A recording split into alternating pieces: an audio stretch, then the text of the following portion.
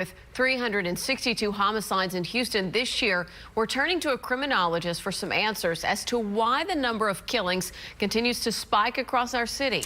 Is the violence related to the pandemic, or are other factors at play? Our senior reporter, Phil Archer, continues our team coverage now live in Southwest Houston tonight. Phil, what are you learning?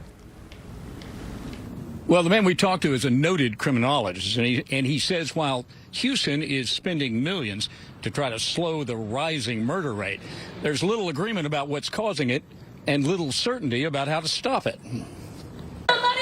The city's murder rate has climbed 44% year to date, prompting Houston police to commit $4 million to pay for increased patrols in 6 problem areas of the city. It's a national problem and a complicated one. Dr. Mitchell Roth, a Sam Houston State criminologist, has written 14 books on crime. He says more manpower is not a silver bullet. Putting more police on the street didn't necessarily bring down crime.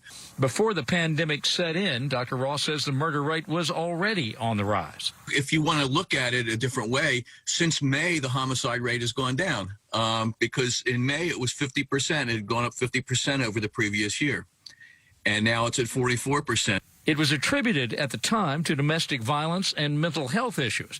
Now, Dr. Roth says bigger engines are driving the surge. There's one main ingredient driving it, really. It's all the impact from COVID. And so, you combine COVID with Hurricane Harvey, back-to-back kind of, dislocation events.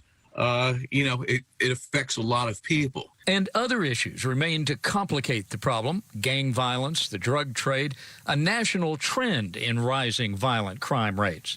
Will more officers on the street in Houston help? Dr. Ross says it's worth a try, but there's no guarantee. Well, the only thing they can do is actually do it and figure out, well, how long is this experiment of more police? How long are we going to go with this? Houston police are in the process of doing that, experimenting right now. Dr. Ross says it's going to take months to determine if what they're doing is having the desired effect. Reporting live in Southwest Houston, I'm Phil Archer, KPRC Channel 2 News.